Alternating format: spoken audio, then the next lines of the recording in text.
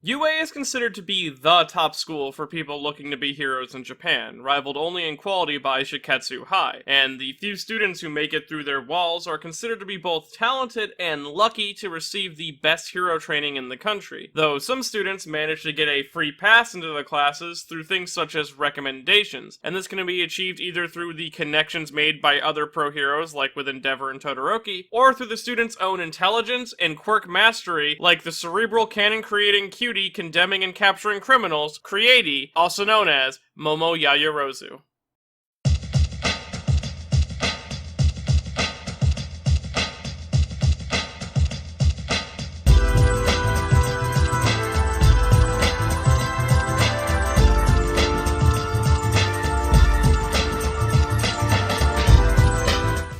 Momo Yaoyorozu is the Vice President of Class 1A and a hero in training in UA, with a gifted intellect and an even more gifted quirk. Though due to her wealthy upbringing, book-smart learning, and general confidence in herself, she turned out to be a bit socially inept at first, having trouble connecting right away with the rest of her classmates. Not only due to her blunt nature and bringing up other people's mistakes or flaws, but also the intimidation factor that comes with being the smartest kid in class. But Momo has always been a very well-meaning critic, always bringing up these things so that her classmates can improve and that they can create a better future for everyone. And this is seen best in the fact that Momo tends to put others first and tries to make her friends' lives the best that they can be. But before we discuss any more about that, we should first get into the meaning behind her name and design. Momo Yaoyorozu is a name that works interestingly with the naming themes of Hero Aca, connecting Momo's own appearance with her quirk in a weird way. Starting first with her given name, Momo, which when broken down means hundred or numerous, and doesn't exactly make a lot of sense unless you look at it on a harmonious level, where Momo can also mean peach or peaches, which may seem just as random, but might in fact be a reference to Momo's physical appearance, as peaches in Japan are considered to be somewhat of a sex symbol for their very, let's say, voluptuous shape. Wait, hold up.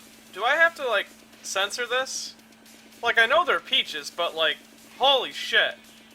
I'm gonna censor this to be safe. And Momo's figure has been a point of interest on multiple occasions, even if she herself is a bit too innocent to notice. Momo's visual design has gone through a lot of changes actually from its conceptual phase, specifically in her hero costume. Her original old outfit was a lot more revealing than the one she wears now, as she was wearing a two-piece swimsuit-like uniform with an exposed midriff and belt acting as the main form of coverage. Though the major noticeable difference is the exposed chest is gone, and she was wearing a half mask. This design was then revised and joked about in the Omake for Volume 8 of Hero Aca, where Momo stated that her original design was going to be a lot more revealing, but thanks to the Hero Costume Restriction Act, she designed hers to meet the bare minimum requirements, and that's the Momo design we have now. Though, speaking of Momo's design, it's made pretty clear that Horikoshi was going for a Japanese traditional female design with her personality, as Momo is very Yamada Nadeshiko in nature, thanks to her calm nature, honest heart, and overall innocence, but visually, she takes on a more specific influence, this being one of Japanese myth, as Momo seems based on the Japanese crane, which is a bird with a unique shape to it, this being the large black tail which Momo's own ponytail matches quite a lot. Alongside this, the Japanese crane is considered to be a deity-like figure in Japanese mythos, being a symbol of luck and longevity, and Momo's perceived maturity and intellect matches quite well with this reference. Even though she's a first year, she has knowledge on par with that of a pro hero because she was originally going to be a pro hero. And a visual gag about this is made in the anime itself, using a famous pairing of the crane and the cherry blossom when Momo is giving her speech on what it takes to be a true pro hero, as cherry blossoms represent the beginning of something or youth, which is indicative of Momo's actual age, but the crane represents a person with ancient knowledge or knowledge beyond their ages. So you combine those together and you get Momo as a character, at least personality-wise. Then we have her family name, Yaoyorozu, which when broken down means 8 million and plays into the theme of her first name having a numeric connection. But 8 million is a special number in Japanese, as it can be used for the term a countless large sum of something. Along with this, it's also known as the god number, taken from the term Yaoyorozu no Kami, which means all the gods, which this and the crane influence helps you draw a line between gods and their ability to create, as Momo's name means all the gods, and all the gods are known for creating something, as in mythology, they created the world that we live in. And then we combine those two terms together into the name, we get gods creating a countless large number of stuff, which is likely in reference to Momo's own godlike quirk, creation. Creation is an emitter-style quirk which allows its users to generate objects from their body, be them weapons, tools, or even clothing. So with this power, Momo can replicate any non-living object, no matter its complexity. The only limitation is that Momo is required to understand the chemical or atomic makeup of said object to create it. Because the creation process goes, she must first imagine the necessary parts it is comprised of, then followed up by the materials used to make those parts, then continuing to the assembly process of those parts, and finally, any extra details such as coding or paint. And at any time during this process, Momo can actively change the initial design of the created object to give it new properties if she needs to, though there is no guarantee that this will be a successful change. And the cerebral aspect of her quirk is what makes her genius-level intellect such a powerful matchup with it, as her book learning allows her to memorize chemical formulas and store them in her head for later usage. One example of this being is how Momo has already mastered a specific object, the Matroska doll. She can now rapidly generate them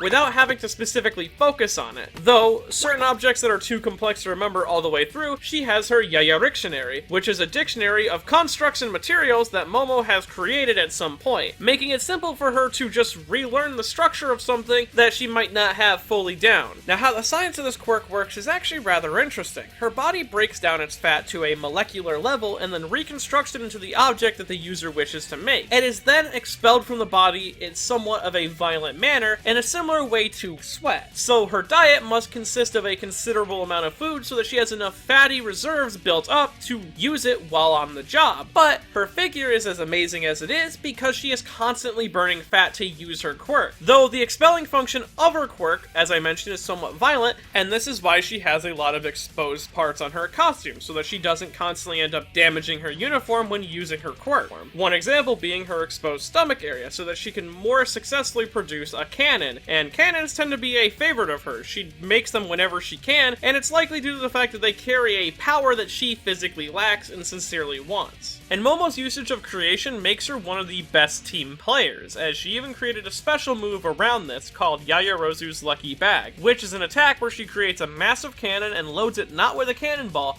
but a bag of items designed to assist her teammates. Be it things like thermal goggles or ethanol, the bag is designed to help her teammates overcome whatever is hindering them. Though it doesn't magically create these items, it requires Momo to make an estimation or a guess using her own intellect and foresight on what her teammates might need, and gets it to them. Now, this quirk seems to take some inspiration from DC's own Green Lantern, as Green Lantern uses a powerful tool called the Power Ring, which can create constructs from the user's imagination, and the more imaginative the lantern is, the more options the Power Ring has, and Momo is very similar to this, in the fact that a major aspect of her quirk takes place specifically in her mind, similar to Green Lantern's own Power Ring's ability, and the more creative Momo is with her constructs, the more options she has opened up to her. And along with this, the Power Ring has certain charges, much like how Momo's quirk runs on the limited energy source that is human fat. Now, this quirk has trained Momo to always try to think outside the box in situations and create multiple plans to deal with an ever-changing battlefield that is hero work. She does this by either creating objects to protect her teammates or creating weapons to attack with, and it's because of this Momo tends to be a planner and also assumes the leadership role in a lot of scenarios, placing a lot of the responsibility onto herself, though she was often able to perform under pressure without any worries until the UA Sports Festival came around and she went up against Tokoyami, who swiftly eliminated her before she had a chance to formulate a plan or show off even any of her abilities really. This shined a light on Momo's greatest weakness. She doesn't have the power to contest in one-on-one scenarios, and this weakness to her was made even more apparent when she witnessed the sheer power of her other classmates like Todoroki, Bakugo, and even Deku from the sidelines, and then comparing them to herself, she lost a lot of confidence in her abilities. As where Momo might thrive in team-based objectives or academic work, she lacks significantly in a one-on-one field, and it's the reason why I think she's so reliant on cannons as a form of attack, as cannons have that strength strength that she so covets. And this weakness of hers wasn't helped when, following the festival, she was recruited by the pro hero Uwambi for the shallow reason of her appearance. And this non-stop barrage of confidence-shattering events, especially to an honor student like Momo, led her to becoming reluctant to take action, worrying now that she might make the wrong call or not be able to pull her weight in her own plan. But during the final exam and the teachers versus students exam, her classmates would reach out to her specifically for help, either with tutoring for the written exam, which, thanks to Momo's assistance, significantly showed an improvement in the overall grade average of everyone in the class. And on top of that, when Todoroki, one of the classmates that she looked up to as an ideal student that she wanted to be like, tells her that he needs her help and that he voted specifically for her as class representative because he knew that she would make good decisions, led Momo to regain a lot of her lost confidence and take action in a way that led their team to victory. And this was a turning point for her character, taking more risky actions in order to help others, even if it meant putting herself in more danger, like when she created a tracking device to hunt the Nomus who attacked during the forest training arc, along with choosing to accompany Todoroki, Deku, and the others to save Bakugo, even though she didn't have to. This was to make sure that she could protect her friends, as Momo valued the lives and safety of her friends more than anyone else. Along with this, during the provisional license exam, Momo had an encounter with her narrative foil in the form of Sayako Ateli, a strategist hero in training, which pushed Momo and her team into a corner, though Momo was able to overcome Sayako by thinking outside the box of their attack and creating a tool to assist her teammates. And then when she was focused for being weakened for the overuse of her quirk, Momo shackled herself to Sayako to ensure that even if she went down, she could at least protect her friends, valuing their success over hers. And due to this strategy, she and her friends were not only able to defeat Sayako, but her crew not only successfully passed, they obtained their hero licenses. And then you have her actions in the joint training arc, where she finds herself in a friendly rivalry with Itsuka Kendo, someone who she actually did her internship with, likely feeling good that Kendo would consider her a rival to outwit and outsmart and overcome. She even showed that when Kendo was able to outsmart Momo, that Momo could surprise her counterattack with a counterattack of her own, even sacrificing herself to hold Kendo in place so her team could thrive, similar to the Sayako fight actually. And even though her team technically lost the round, Kendo admits that Momo's perception and foresight onto what her team would do was so amazing that she didn't feel like she truly won the fight. And all of these moments in Momo's character's own growth and development has seemingly led to her role in the Paranormal Liberation War arc, where she was not only made into the leader of the Villa backup group, a group of students waiting outside Gungan Mountain to stop any fleeing villains from escaping, but also she was left with the responsibility of taking down Gigantomachia by midnight, who was inspired by her performance during the joint training arc. And thanks to Momo's organizational skills and her own foresight, along with just the total work ethic of her group, they managed to pull off something that they thought was impossible. And they got Gigantomachia to eat an undiluted sedative created specifically to take down someone of his size. And all of these encounters have shown Momo's growth as not only a person, but as a hero throughout the series, starting as this overconfident gifted student that then ends up going through something called the gifted child burnout syndrome, a strange phenomenon where kids who are treated as or just are gifted and special in school are at high risk for stress buildup and become overwhelmed very easily to the point of a mental breakdown when met with an actual challenge in their lives, as throughout most of their life they've been told that they were special merely by existing, and this stunts their growth and ability to actually process stress. Momo shows the results of this through her arcs in the series, where everyone tells her that she's smart and gifted and amazing. Hell, even Kendo wanted to prove that she was better than her because of her quirk. Yet when Momo is placed in a tough situation like a one-on-one, she struggles, and due to her not developing a good stress relief process, she ends up cracking under pressure and valuing herself less. But thanks to the help of her friends and her peers, she was able to bounce back and develop as a person and grow stronger. Horikoshi even specifically mentioned that Momo as a character was originally designed to be a pro hero, but changed his mind and made her a student, as he thought that a more interesting story could be told when you take someone with such an almighty powerful quirk like creation and put it in the hands of someone who is inexperienced and has to learn to better themselves through it. And with that all said and done, I feel like Momo is a great character in the series and ultimately covers a topic in Hero Aca that I feel is very important, that being the gifted child burnout, as it's a real issue for a lot of developing youths, especially so in merit-driven societies like Japan can be, where someone's value can be easily tied to their achievements, and those who are shown to be talented also get weighted down with the expectations that are tied to those accomplishments. And this can build up stress in that person as they are constantly trying to keep up and fulfill those rapidly increasing expectations until things seem hopeless. But when you have a character like Momo showing that you can always eventually bounce back in these situations, it can help make those tough days easier to get through. And through this, I feel Momo is a hero in her own right, and really lives up to the positive message that Horikoshi is saying with his series.